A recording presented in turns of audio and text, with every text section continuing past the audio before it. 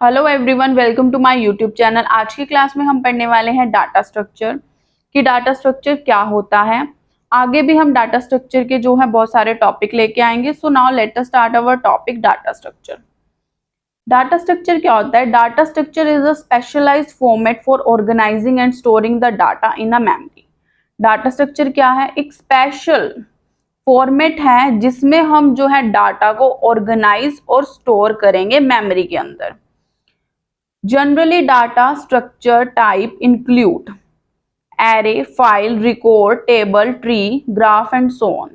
जो हम data structure रख रहे हैं वो किस टाइप में और किस फॉर्मेट्स में हो सकता है? एरे में, फाइल में, रिकॉर्ड में, टेबल में, ट्री में, ग्राफ में, और भी काफी सारे फर्दर टाइप्स हैं जो हम आगे पढ़ेंगे। तो डाटा स्ट्रक्चर क्या हो गया? डाटा स्ट्रक्चर हमारे पास हो गया कि जब भी हम कंप्यूटर में डाटा को स्टोर करेंगे तो वो हम स्टोर करने के लिए, अरेंज करने के लिए कैसे उस डाटा को स्टोर कर रहे हैं, फिर उसके बाद उस डाटा को हम किस तरह से असेस कर रहे हैं, अरेंज कर रहे हैं और अपडेट कर रहे हैं, ये सारा क्या हो गया? डाटा स्ट्रक्चर के अंदर आ गया। उसके बाद हमारे पास लिखा है it refer to the logical और mathematical representation of the data. ये क्या है? लॉजिकल और मैथमेटिकल रिप्रेजेंटेशन होता है डाटा का, as well as its implementation in the computer program. जब हम कंप्यूटर प्रोग्राम्स की इम्प्लीमेंटेशन कर रहे हैं वहां पर भी क्या है? डाटा स्ट्रक्चर का कहीं ना कहीं यूज होता है। उसके बाद जैसे कि जो डाटा स्ट्रक्चर है उसको हम डिसाइड करते हैं कि उस डाटा को हमें सिक्वेंशियली अरेंज करना है या नॉन सिक्वेंशियली। इन सब चीजों को समझने के लिए आगे हमें इसकी क्लासिफिकेशन देखनी पड़ेगी। तो हमारे पास आती है classification of the data structure. सबसे पहले डाटा स्ट्रक्चर। जो डाटा स्ट्रक्चर है वो फर्दर टू टाइप्स में है, linear data structure and non linear data structure. इसकी हम डेफिनेशन आगे पढ़ेंगे। पहले आप ये जो हमारे पास डायग्राम है इसको समझो। जो हमारे पास डाटा स्ट्रक्चर होगा उसके दो टाइप्स होंगे, लीनियर और non linear data structure. Linear के अंदर हमारे पास होगा array, linked list, stack, Q, और नॉन लीनियर के अंदर हमारे पास होगा ट्री एंड ग्राफ। ये थोड़ा बेसिक है, यहाँ से हम आज डाटा स्ट्रक्चर का बेसिक इंट्रोडक्शन पढ़ रहे हैं तो इसलिए आज ये थोड़ा बेसिक ही है। आगे हम इन चीजों को डिटेल में बहुत अच्छे से पढ़ेंगे जो कि आपके एग्जाम के लिए बहुत ही ज्यादा यूजफुल होगी। अब हम देखेंगे linear data structure. Linear data structure क्या होता है? A linear data structure is where elements are organized sequentially in the linear fashion. Linear मतलब जहां पर जो data structure, linear data structure वो डाटा स्ट्रक्चर है जहां पर जो एलिमेंट्स होंगे वो किस तरह से ऑर्गेनाइज होंगे? सिक्वेंशियली, सीक्वेंस में होंगे, और हम कह सकते हैं लीनियर फैशन में होंगे, एक के बाद एक। ये नहीं कि कोई भी डाटा कहीं पे भी हो गया, एक के बाद एक डाटा अरेंज होगा linearly. This means each data element is connected to its previous and the next element। वही एक के बाद एक जितने भी हमारे पास डाटा होंगे वो अपने पहले वाले डाटा से भी कनेक्ट होगा और अपने से नेक्स्ट वाले डाटा पर भी कनेक्ट होगा। इस तरह से जो है इसमें डाटा को कनेक्ट किया जाएगा और अरेंज किया जाएगा, forming a single continuous sequence. Continuous sequence जो होती है वो लीनियर डाटा स्ट्रक्चर के अंदर होगी। एग्जांपल्स क्या है लीनियर डाटा स्ट्रक्चर के? Array, linked list, stack and the Q. आगे हम इनका थोड़ा डेफिनेशन देखेंगे ताकि आप बेसिक सा समझ सको। आगे फर्दर इनकी डिटेल वीडियो भी आएंगी, अभी आज की क्लास में थोड़ा बेसिक, ताकि आपको क्लियर हो कि एक्चुअली डाटा स्ट्रक्चर क्या है और हमें इसमें क्या क्या चीजें पढ़नी होंगी। अब हमारे पास आता है एरे। एरे क्या है? A collection of items having the same data type। Array क्या है? कलेक्शन है उन आइटम्स का जिनका सेम डाटा टाइप है।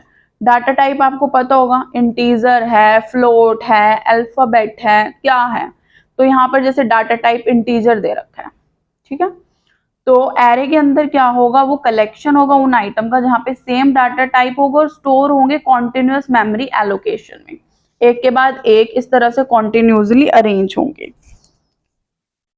जैसे हमारे पास ये गिवन है एरे, इसमें क्या है? ये हमारे पास एरे दिया हुआ है, ये इंटीजर्स, डाटा टाइप क्या दिया है, इंटीजर, 5 2 1 4 3, ये क्या है, इंटीजर। ये एरे इंडेक्सेस हैं, 0 1 2 3 4, ये क्या है, एरे इंडेक्सेस। उसके बाद ये जो है एरे एलिमेंट्स है, जो ये हैं ये क्या है, एरे एलिमेंट्स है, जो ये अंदर पड़े हैं, ये एरे के अंदर एलिमेंट्स हैं। इस डायग्राम से आपको थोड़ा थोड़ा समझ आ गया होगा कि एरे एक्चुअली होता क्या है।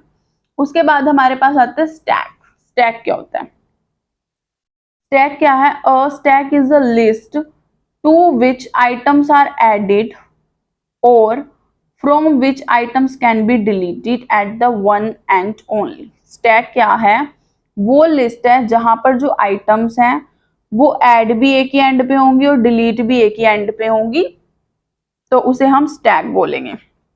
और वो एंड कौन सा होगा, वो टॉप एंड होगा। जैसे हमारे पास ये डायग्राम है, हमने ऐड कर दिया, पहले 5 गया, फिर 2 गया, फिर 1 गया, ओके। अब हमें रिमूव करना हुआ, डिलीट करना हुआ, तो पहले क्या जाएगा, जो सबसे बाद में गया वो सबसे पहले निकल गया। इस चीज को हम बोलते हैं LIFO, last in first out. देखो यहाँ पे लिखा हुआ है स्टैक फॉलो करता है लिफो पॉलिसी को। इसका मतलब जो एलिमेंट सबसे बाद में गया उसे हम सबसे पहले निकालेंगे। क्यों, क्योंकि यहाँ पर एक ही एंड यूज हो रहा है। अगर हम यहाँ से डाल रहे हैं, अगर हमें निकालना होगा तो पहले ऊपर वाला ही निकलेगा, उसके बाद ही उसके बाद वाला निकलेगा। तो यहाँ से क्या पता चलता है, जो चीज सबसे बाद में ऐड होगी, लास्ट इन होगी, वो क्या होगी, फर्स्ट आउट होगी। यहां तक स्टैक का समझ आया। उसके बाद हम पढ़ेंगे क्यू। अब हम पढ़ेंगे क्यू।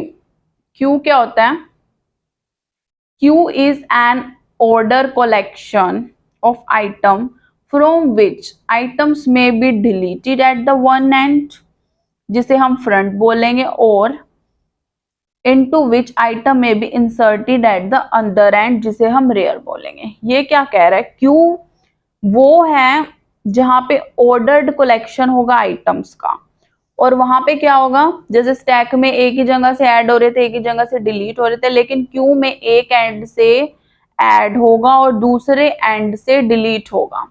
जैसे कि आप ये डायग्राम देख सकते हो, यहां से ऐड कर रहे हैं, इसको हम बोल रहे हैं ऐड, जिसे हम बोलेंगे रियर।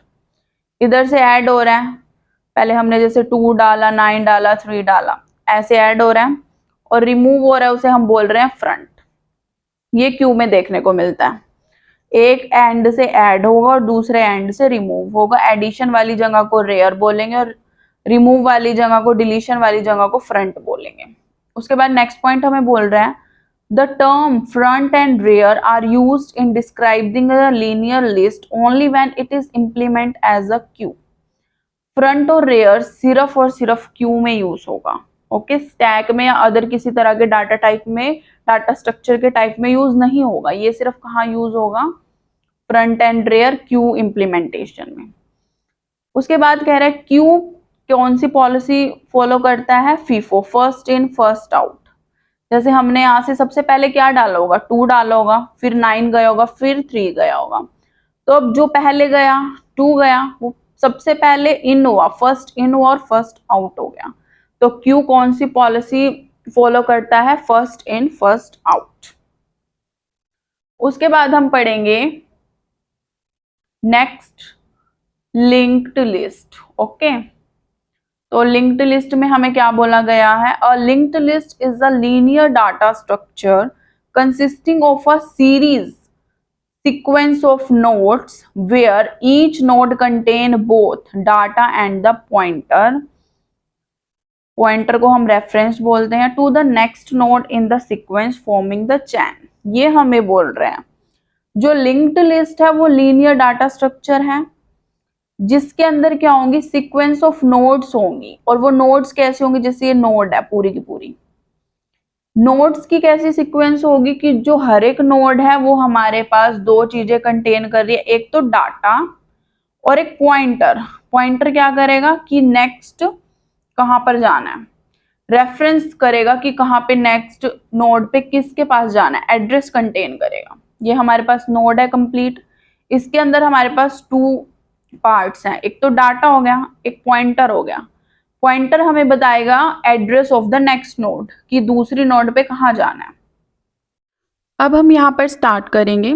तो यहाँ पर क्या होगा, जैसे हमारे पास ये कंप्लीट नोड है, हेड से स्टार्ट करेगा, जहां से स्टार्ट होगा वो क्या होगा, हेड होगा।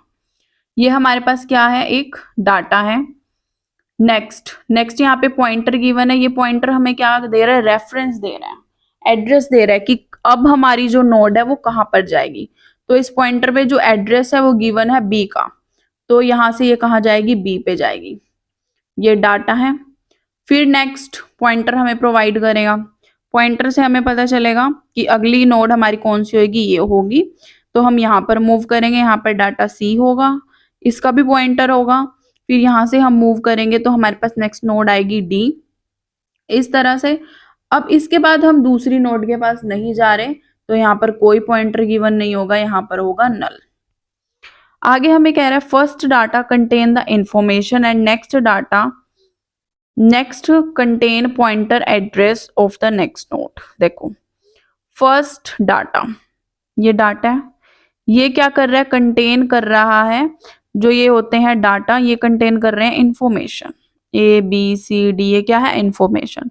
और पॉइंटर क्या कंटेन कर रहा है, address of the next node. ठीक है, आपको यहाँ तक क्लियर हुआ। आगे हम पढ़ने वाले हैं नॉन लीनियर डाटा स्ट्रक्चर के बारे में। नेक्स्ट हमारे पास आता है नॉन लीनियर डाटा स्ट्रक्चर। इसमें क्या है, जो डाटा एलिमेंट है वो स्टोर होंगे हायरार्किकल मैनर में, ये आपको ध्यान रखना है। तो नॉन लीनियर डाटा स्ट्रक्चर हमें क्या कह रहा है, और non linear data structure organize the element in a non sequential way. यहाँ तक समझ आया कि जो नॉन लीनियर डाटा स्ट्रक्चर है वो एलिमेंट्स को नॉन सिक्वेंशियल वे में अरेंज करेगा, जो अलो करेगा कॉम्प्लेक्स हायरार्किकल और network like relationship between the data item. क्या करेगा, कॉम्प्लेक्स हायरार्किकल और network like relationship data item में अरेंज करने में हेल्प करेगा। उसके बाद बोल रहा है एग्जाम्पल क्या है हमारे पास नॉन लीनियर डाटा स्ट्रक्चर के, वो है ट्रीज एंड ग्राफ, जिन्हें हम अब डिटेल में पढ़ने वाले हैं। तो सबसे पहले हमारे पास आता है ट्रीज। ट्रीज क्या होते हैं, tree is a data structure, a tree in the data structure is a hierarchical non linear data structure. Tree क्या होंगे डाटा स्ट्रक्चर में, हायरार्किकल और नॉन लीनियर डाटा स्ट्रक्चर होंगे। मतलब ये नहीं है कि एक के बाद एक कहीं पे भी कैसे भी जो है डाटा होगा। इसके अंदर कंसिस्ट होगा नोड जो कनेक्ट होंगी with the help of edge. Tree data structure accessed by beginning at the root node. Root node से क्या है, ट्री स्टार्ट होगी। जैसे आपके पास ये डायग्राम गिवन है, इसमें क्या है, ये ए है, इसको हम बोलेंगे रूट। यहाँ से जो है हमारा ट्री स्टार्ट होगा, ये लेवल 0 होगा। फिर हमारा ट्री स्टार्ट होगा, आगे बी एंड सी दो नोड होगी, ये लेवल 1 पे होगी। फिर बी के आगे डी ई होगा और सी के आगे एफ जी होगा, और D further H and I में कन्वर्ट होगा और ई जे में कन्वर्ट होगा। ये सभी क्या है, नोड्स, जिन्हें हम वर्टेक्स बोलते हैं, और ये कनेक्टेड है with the help of H. जो ये सेम लेवल पे होंगे ये क्या होंगे, सिबलिंग्स होंगे। अब देखो ये सी है, इसके आगे फर्दर एफ एंड जी है, इनका पेरेंट्स सेम है, ये आगे इसके चाइल्ड है, तो ये क्या हो गए, सिबलिंग हो गए। एंड जैसे ये हमारे पास डी है, ये पेरेंट नोड है और ये चाइल्ड नोड है। डी जो है पेरेंट्स है, एच एंड आई क्या है, इसके चिल्ड्रन है। इसी तरह ई पेरेंट्स है, जे इसके चिल्ड्रंस है। इस तरह से जो है ये थोड़ा बेसिक डायग्राम है। आगे आपको ट्री के बारे में अच्छे से मैं एक्सप्लेन करूंगी जब स्पेशली ट्री की एक अच्छी सी वीडियो क्रिएट की जाएगी।